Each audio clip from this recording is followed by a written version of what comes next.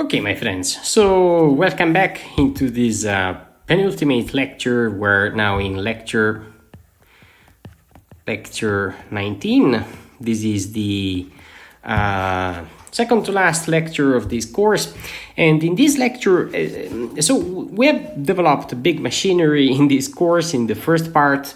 And in these last lectures, we're applying all this big machinery to concrete problems of that we can face in our daily life, but also problems that are very relevant to technology. So today, the topic is essentially the problem of a very important problem also for biomedical applications, and this problem is the inflation of balloons. So today I will study the inflation of rubber balloons. As you will see, it's a problem which gives a very counterintuitive results. And it's also very important in technical applications, as I've already discussed in the initial lecture when I was showing that balloon inflation is, for example, very important for stent. So all the machinery we have used can be used for real problems. And to this purpose, what's more real than a party where you can bet something and potentially win $20? So now, jokes apart, there are a lot of problems, amazingly interesting problems that concerns the behavior of rubber balloons. I wanted to play the first part of this video, and I will in this lecture today I will try to give you let me say the first part of the answer to this problem. The second part of the answer is not very difficult, but it would require me to go through other details, and if you're interested, we'll see them. In other words, but before even discussing that, let me watch together the video of this guy with you.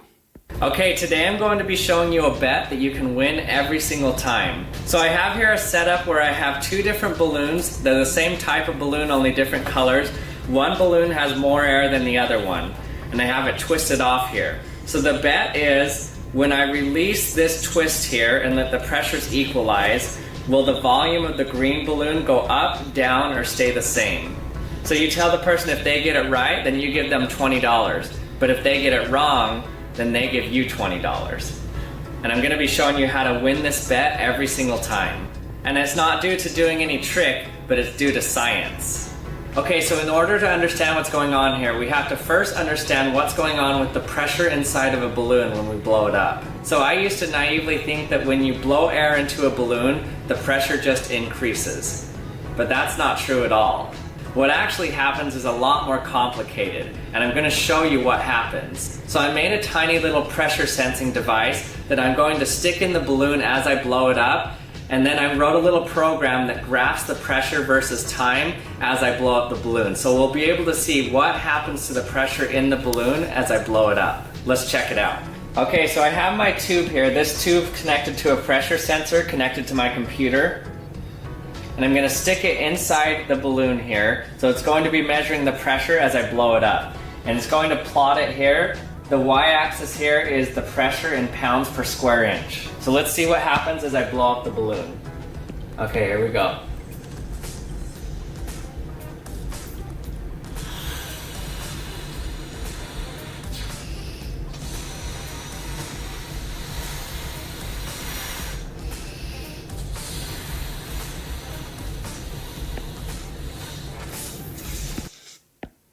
Okay, I wanted to stop the video here.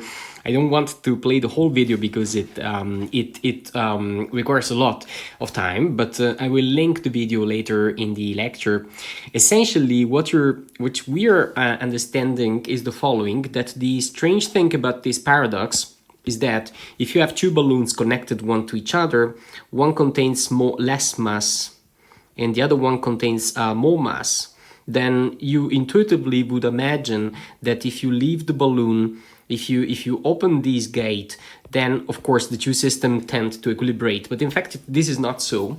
And the answer, as he is explaining in this beautiful experiment, is that the curve telling you the pressure internal in the balloon with respect to the volume has a very strange shape. In other words, this curve is N-shaped.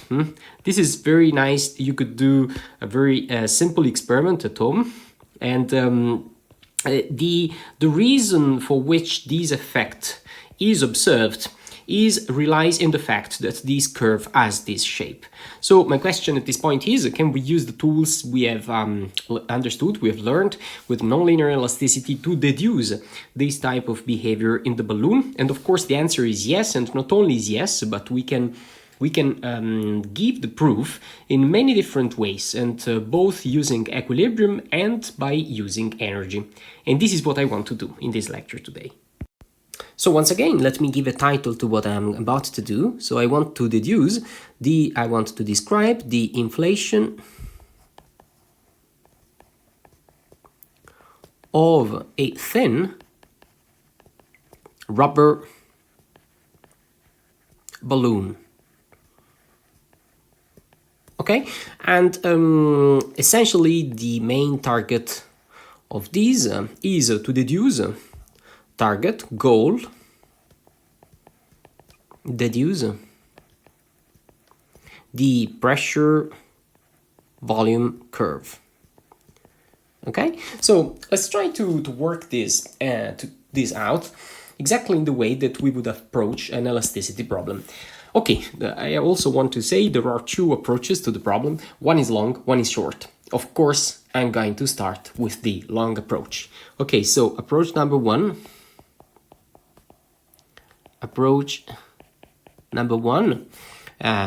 imposing equilibrium.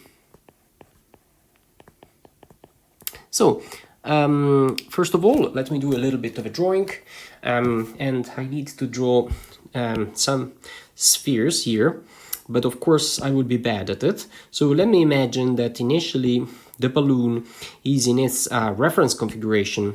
I need to draw some thickness. I will show you why.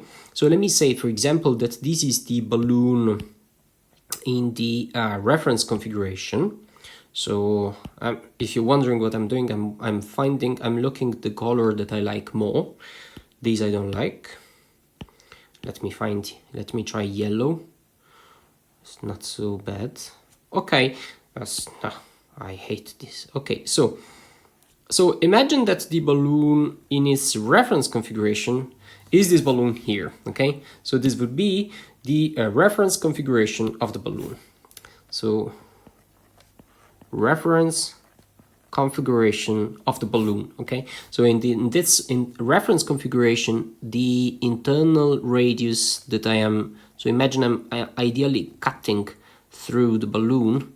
So I'm ideally say showing you the internal radius, the external radius of the balloon, and assume that the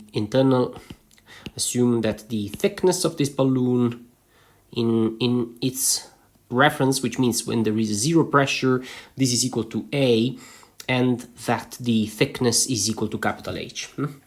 And of course what happens, so this is the situation when pressure is equal to zero.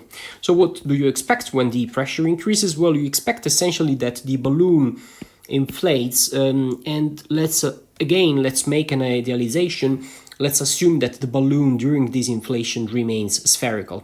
Now, since the volume has to be conserved because the rubber is incompressible, if it expands in radius, if this radius expands, then of course you can imagine that the thickness has to decrease, right? I mean, because the material of the rubber balloon here, this is incompressible. So if it occupies a larger area, then of course the thickness has to be lower.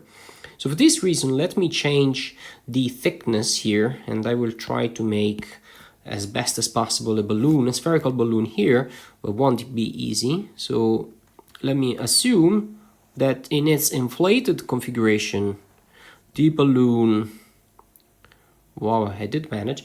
Okay, probably it's even too much, too thin, but no, I don't like that. I want to do it slightly thicker. Sorry about this on this iteration. Okay, let me imagine that in the inflated configuration, the balloon is now in this thickness. So this means that the new thickness in this configuration is this internal surface. I'm just highlighting it for graphical purposes so you can see more clearly. So this would be the internal radius, and this would be the external radius. So actually the external circumference, because I'm imagining to cut it through. Okay, this is not a perfect circle, it looks like more a potato, but I hope you will forgive me for this. And so imagine that in this new configuration, the the thickness is lowercase a, okay, and the thickness in this new configuration is given by h. So of course, due to incompressibility, so once again, what is this? This is the current configuration, and in this configuration, internally in the balloon there is air which is compressing the balloon externally, okay? And to denote this pressure, I simply say that these correspond to a pressure equal to P. Okay, so this is the problem I want to describe. How do we describe this problem? Well, the very first thing we have to do, we have to define the deformations. Now, to define the deformations of this problem, we have to understand how does it deform. Now you see, in this case, it is convenient to use, let me use yellow again. Here, it is convenient to use spherical coordinates, spherical chords. And these spherical coordinates essentially work in this way. Well, once again, how does it work in spherical coordinates? Well, essentially you imagine that you have a Cartesian frame, the usual one with I and J and K. And in this reference, any point is denoted, well, clearly in Cartesian coordinates, any point is denoted by the three x, y, j, but in polar coordinates, this point is it can be determined by its distance from the origin, let's say r, and then if you project these on the plane and you denote by this angle, for example, theta, and this angle with the vertical phi, then the spherical coordinates would be r, theta, and phi, okay? And this is true, for example, in the reference configuration. And for what concerns the current configuration, we would have r, lowercase theta, lowercase phi, okay? So in other words, a point in the reference configuration is capital X given in this way, and for its image, its deformation in the current configuration would be this point. So what happens here is that for the deformation that we have described above, essentially the relation between the capital and the lowercase letters is the following. We can say, well, in general, you see, we can imagine that if the sphere is deforming in a spherically symmetric way, essentially the angle will not change, which means that the only thing we change is only the radius. So let me say that this radius here will generally be a function of capital R, but for what concerns lowercase theta, this is equal to theta, and lowercase phi is equal to phi, okay? Well, if you measure the gradient of deformation, so this is my deformation law, okay? So this is the deformation. Now with this in mind, how do we compute the gradient of deformation? Well, once again, we should find for the expression of these f in a spherical reference. In spherical coordinates, and I do not give you this, and I rather give you directly the result in this special situation. Now, if you compute this in this special case, it reads as follows: r prime of r, 0, 0, 0, r over r, 0, 0, r over r, okay? And in particular, the component that we see here, this component here, this would be the stretch of the balloon in the thickness direction. In other words, these r prime of r is it's telling you how the balloon is deforming in the thickness direction, whereas these other two guys here, these r over r and this r over r, they essentially tell you how the balloon is getting deformed in the hoop direction and in this perpendicular direction. So you clearly see that due to spherical symmetry, this is equal to this, and this guy instead will be in general different. Now, the point here is that r of r is still unknown, okay? And of course, to compute this r, we need to impose something. But to compute this, we remember that rubber is incompressible. Now, and since rubber is incompressible, this places the constraint that the determinant of f has to be equal to 1. Now, if I compute the determinant of f from the expressions above, we get this is equal to r prime, r squared divided by r squared. Let's try to use this expression to get a value, to get a form, a specific form of this function, r of r.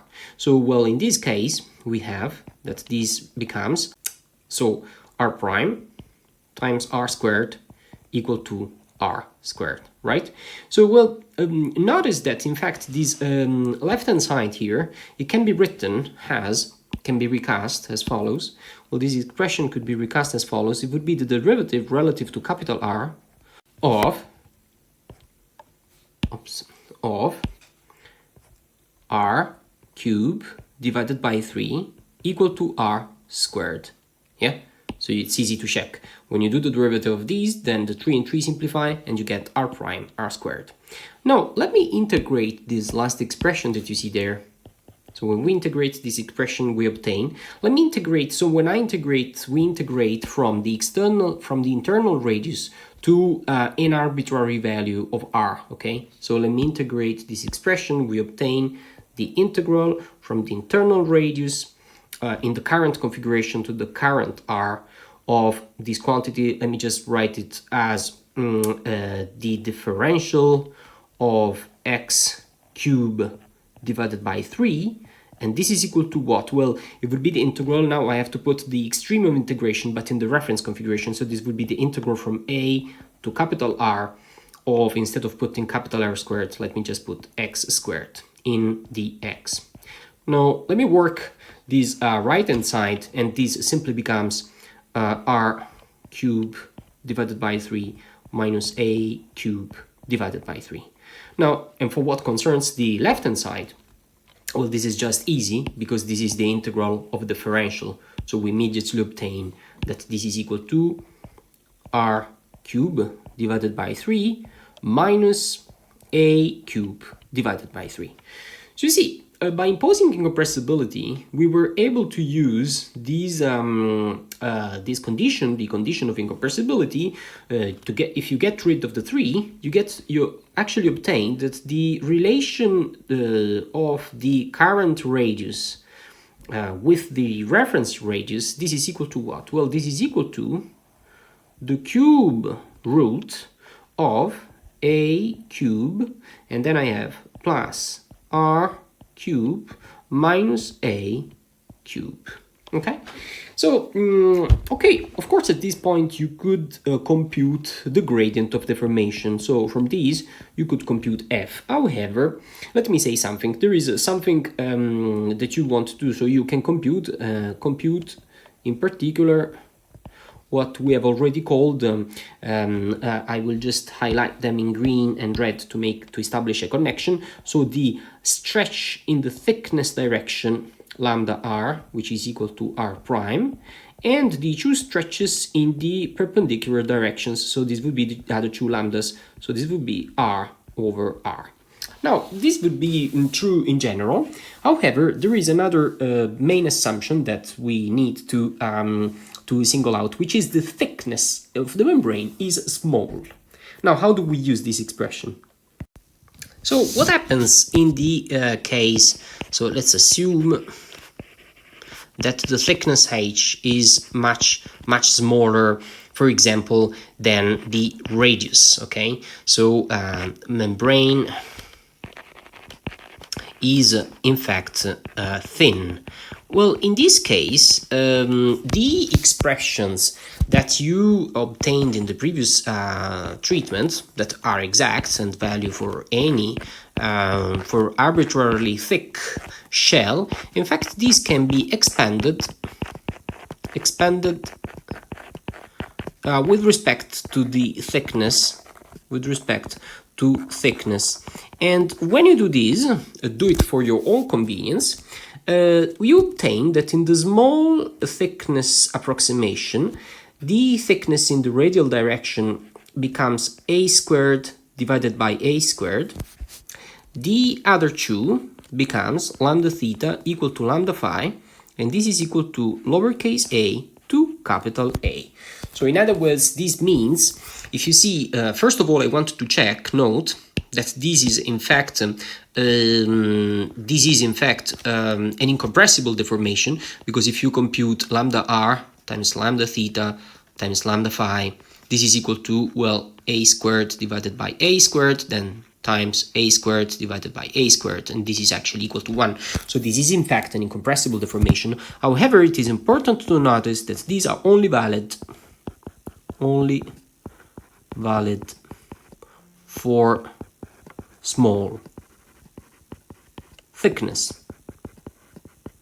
Okay, so with this in mind, let me at this point compute the gradient of deformation, and at this point we can compute all the rest. Okay, so first let me write the gradient of deformation. The gradient of deformation will be then equal to, well, let me just write to simplify the treatment from now on, I want to do a simplification. Let us call simply lambda the ratio of A over A, okay? So this, I'm calling this lambda. So essentially this lambda is telling you how the surface is changing on the rubber balloon. So imagine you have the rubber balloon, imagine you cut out a geodetic square on the reference membrane. You cut it out, for example, out of two parallels and meridians.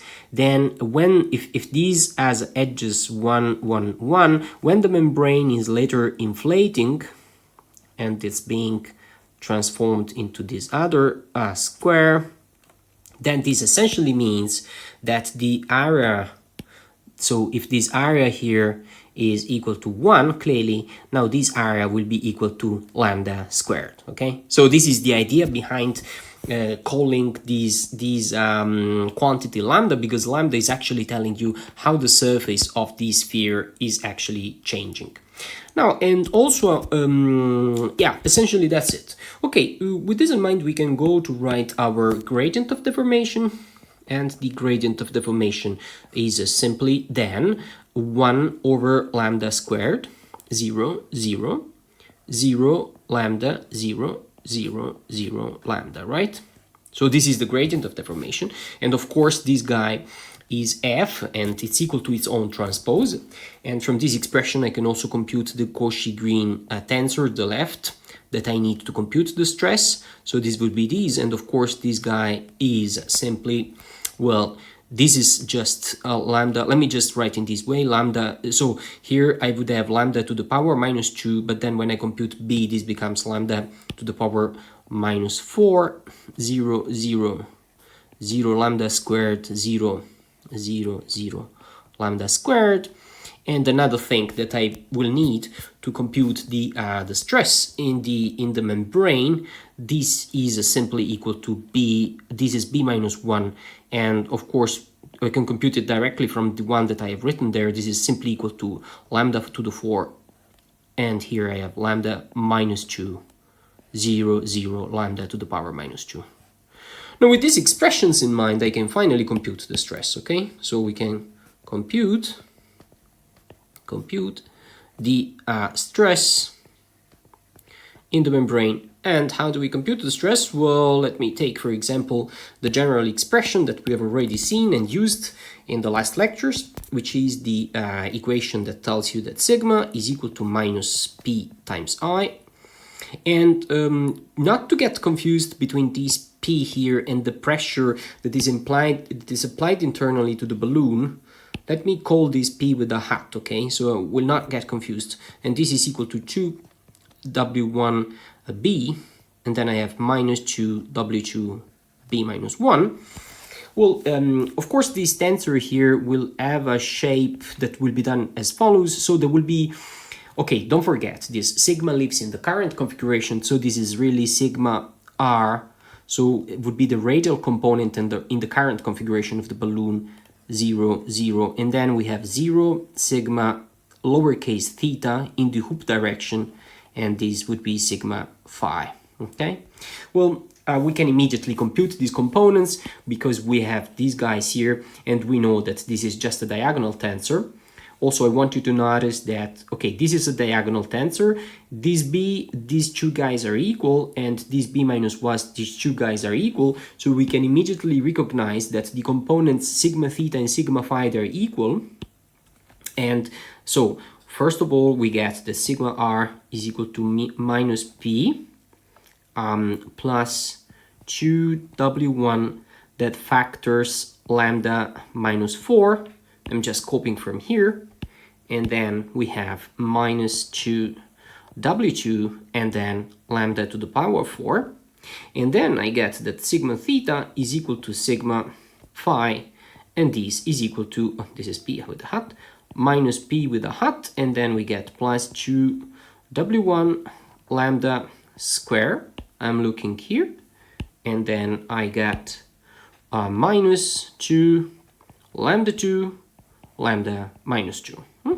So we get these expressions of the stress. Of course, what do we want to... So don't forget, we need to find the expression relating the internal pressure. So the goal is to impose equilibrium, and we want to find the relation between the internal pressure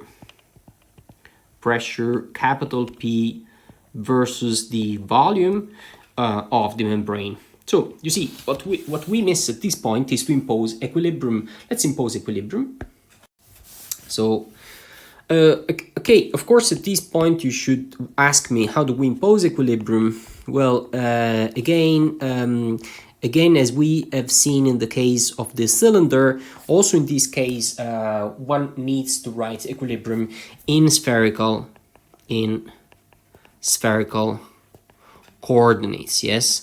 But you don't worry, I give you directly the expression of this equation. The only non-trivial equation in this case becomes that the derivative of sigma r relative to lowercase r plus 2 divided by lowercase r sigma r minus sigma theta equal to 0, okay? So how do we massage this equation to get the result we want to get? Well, first of all, we do the following little trick, which is we can integrate this equation with respect to dr. So which means we can integrate this expression. We integrate it. And this integral essentially is the integral from the internal radius A in the current configuration to the radius B in the current configuration. Maybe I didn't tell it. So let's say that B is equal to the current external radius, okay? So I am integrating this expression from the internal radius to the external radius. And here I have, well, there would be d sigma r in dr times dr, and then plus, and then I have the integral, again from a to b, of 2 divided by r, sigma r minus sigma theta in dr equal to 0. Okay, let's try to make a little bit of considerations. First of all, I want to copy.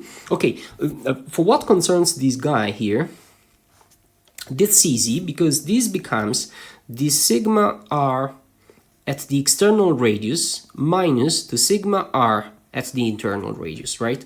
But we are considering a balloon where externally the balloon, you're not applying anything on the balloon. So in other words, the only thing that you get here is the pressure inside, but external there is nothing. So this quantity is equal to 0. So there are no external tractions, no tractions externally to the balloon. And for what concerns this thing here, this is equal to minus the pressure inside the balloon. So this is equal to minus capital P, which is really the P that I want to determine. Now, for what concerns the right-hand side here, there is a little thing that we can do. First of all, I want you to notice that this object, this integral, is actually evaluated where A is very, very close to B, yeah? You see, I mean, B is equal to A plus the thickness H. So this means that if you, in general, if you evaluate a function, imagine you have a function that has to be evaluated between A and B, and you're just evaluating this function, I example, in the R. Well, these can be written as, essentially, well, it's an approximation, of course, the thickness of the domain, and then times the value of f, and let me say the average value of f. So with this in mind, all these terms here in what is called the so-called membrane, which means thin essentially, membrane approximation.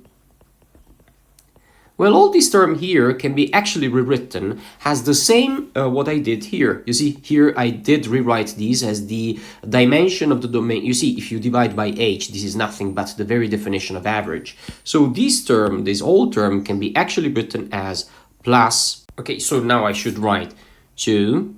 And then there should be all this function that is appearing here. You see 1 divided by r, but essentially all this function evaluated in the mid surface of the membrane. So in other words, this would be, so you see there is h divided by h because it is appearing here. And then there's this function here when this is evaluated simply on the average stretches that we have computed before. So it would be sigma r minus sigma theta equal to 0. So you see this expression, if we now comprehend how to evaluate these sigma r and sigma theta on the approximated stretches inside of the thin membrane, at this point this is a tool to compute the pressure in the balloon. If you remember the tensors, so let me write here, note that since the tensor B, if you remember, I just write it very quickly, lambda minus 4, lambda squared, and the tensor B minus 1 is equal to lambda squared, lambda to the fourth, lambda minus 2, it's just reported in the other page. The two invariants of the deformation, I1 and I2, they're equal to what? Well, this is equal to 2 lambda 2 plus lambda minus 4, and then the invariant I2, which I remind you is just the trace of B minus 1, this is equal to lambda 4 plus 2 lambda minus 2. So in other words, you see, these I1, I2 do not depend on the radius, because this lambda is just a constant, yes? So this lambda is constant. So this film doesn't depend on the radius. Keep this in mind for a second. The second thing I want you to notice is that when from the expression given in the last page, you compute the difference sigma r minus sigma theta. So let me say compute, and this is very beautiful, sigma r minus sigma theta. Well, if you remember, let me copy these two expressions below here, and I will cancel them because you have that written in the previous page. But to have it handy here under your eye, so this was 2w1, and here we had lambda minus 4, and here minus 2w2 lambda 4, and then for what concerns sigma theta, we had minus p. This incompressible, the internal pressure relate, not the pressure that you're applying, but the pressure relative to the incompressibility. This is equal to 2w1 lambda 2, and then minus 2w2 lambda minus 2. Now, when we do this difference here, actually what we get, well, you see, something very beautiful happens, because this pressure and this pressure, they simplify. And what we get here is that this is equal to, well, first of all, we can collect 2w1, and inside we have lambda minus 4 minus lambda squared, and here we have minus 2w2, and here we have, well, lambda 4 minus lambda minus 2. So where's the beauty of that? Well, first of all, is that we have an explicit expression which is very which is not depending on this unknown guy. So I don't need to take into consideration this guy, at least as long as I'm considering, as I'm trying to compute the pressure. And the other beautiful thing is that since these for a Mooney-Rivlin material, let me take a Mooney-Rivlin material, then this W actually can be written as, well, a first constant C1, I1 minus 3, and then plus C2, I2 minus 3. Well, you see, in this case, this W1 is just C1, and this W2 is just C2. So let me just write how would it read in general. This would simply read then this object in the integral sigma r minus sigma theta. This is equal to, well, simply 2c1 lambda minus 4 minus lambda 2 minus 2c2, and here we have lambda 4 minus lambda minus 2.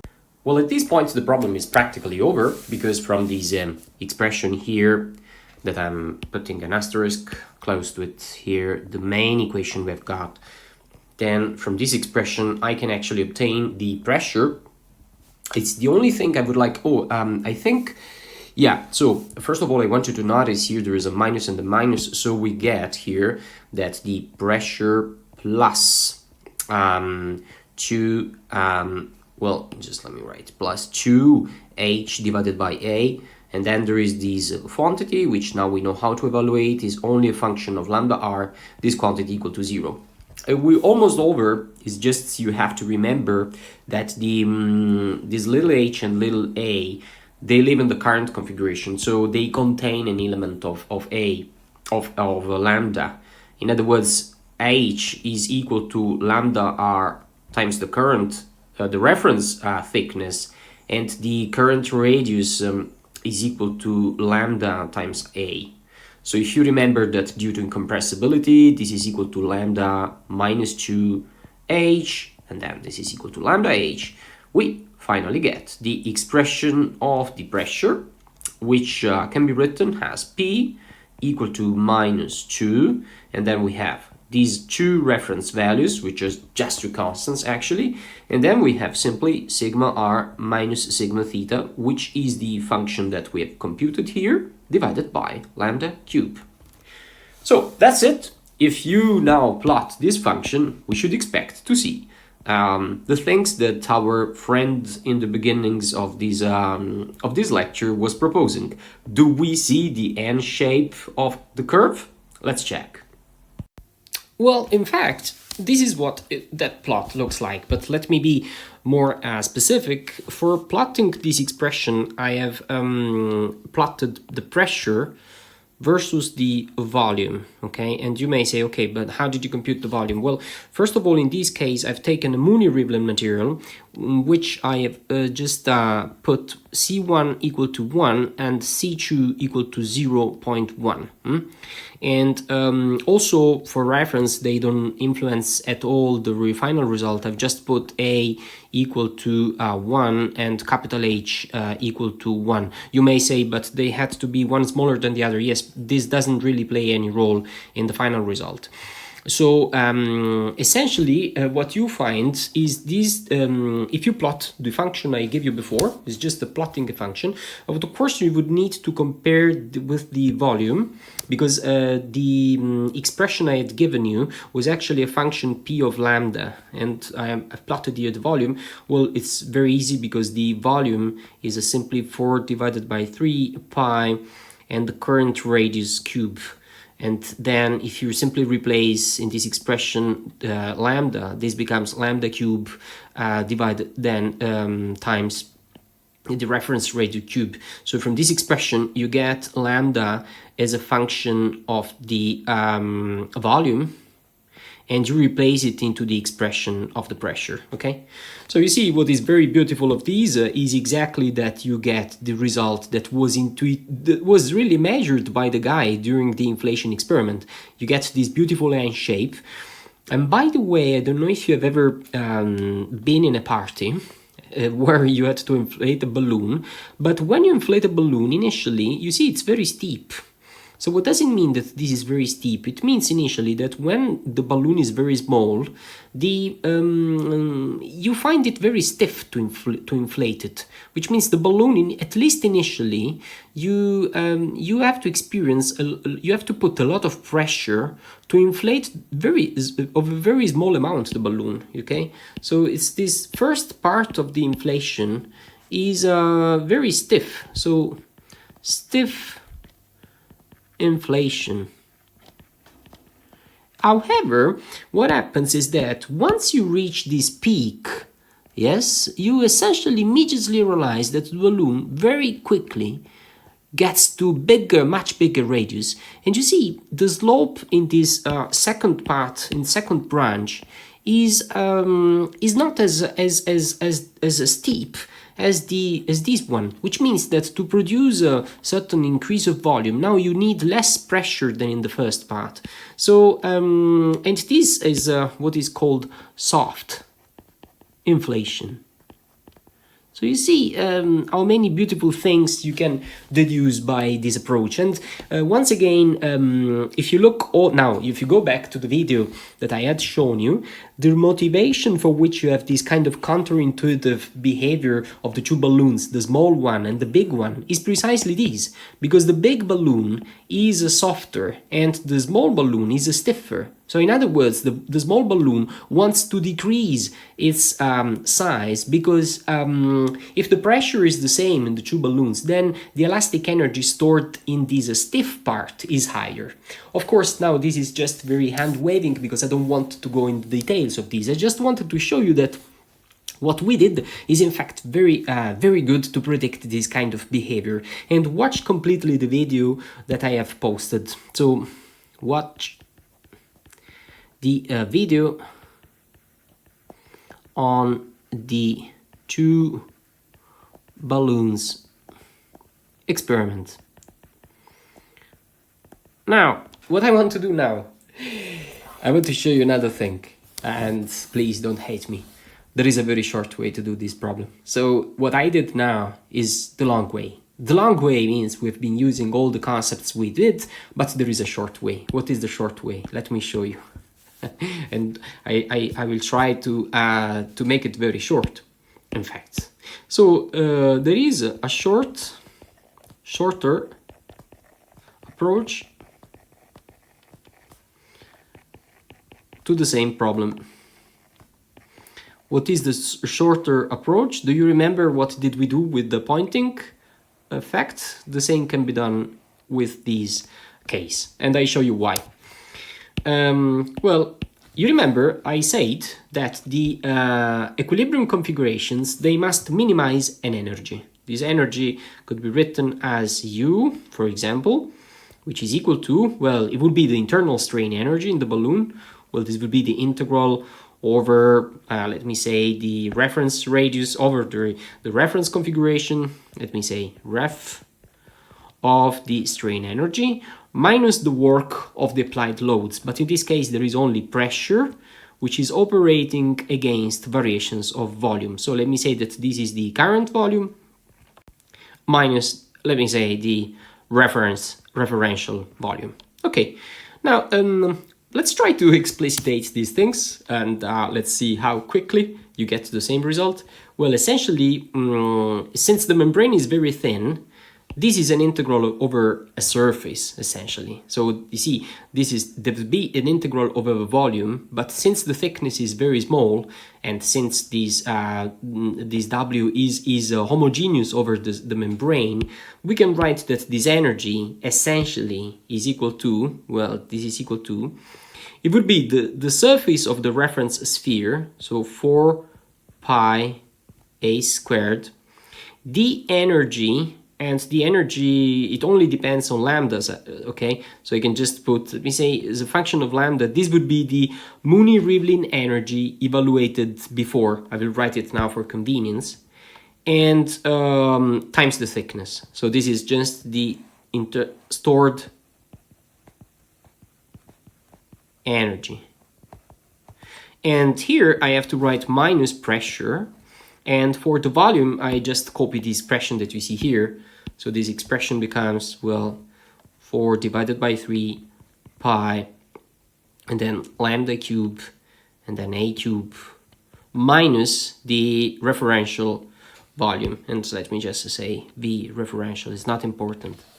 Well, by the way, what is this W hat here? And in this expression, of course, where well, W hat is just the energy of the Mooney-Rivlin material I had calculated before. So this would be the C1 first invariant minus 3 plus C2 second invariant minus 3, and where these two invariants, I'm just copying the things I wrote before, just copy them for convenience. This was equal to lambda minus 4 plus 2 lambda squared, and this was equal to lambda squared plus 2 lambda minus 2. So you see, it's just a function of L. Well, at this point, what do you want to do? Well, you see, you notice that in this case, the energy, the only unknown, you remember in the torsion problem, the unknown was the thickness. And in this case, the only unknown is the lambda. So what happens? How can I find the minimizers of this energy? That's very easy. So the equilibrium configuration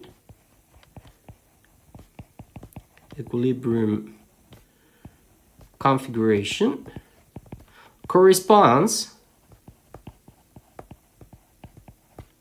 to what? Well, it has to be u prime of lambda equals 0, right? And if you do this, let's do it, it's very quick. So first of all, we get in the first hand side, so first of all, let me collect this 4 pi, which can go in front. So this gives you that this is equal a squared.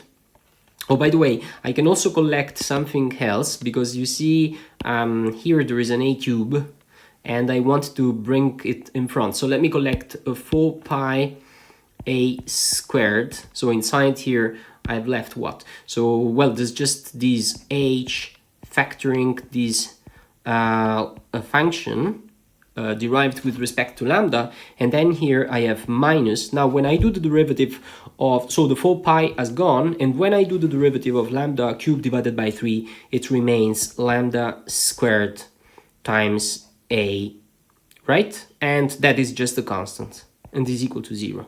Oops, I forgot to put the p in front, times p.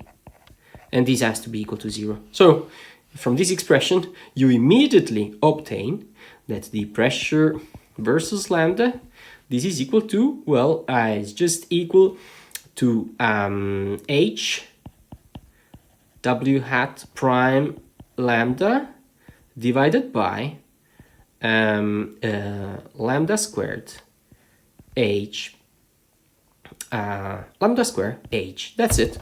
So if you do this very quick thing, it's just you replace this inside of this expression, you will get exactly the same result as before, but obtained without even passing through equilibrium. So I think this is very important to see, because it convinces that you using the argument of energy minimization can help you cutting turns in a very quick and, by the way, also mechanically deep way. Okay, so look it up, and if you have any doubt, just get back to me, and I will in the meantime start to prepare the very last application, which will be again very cool. Okay, that's it.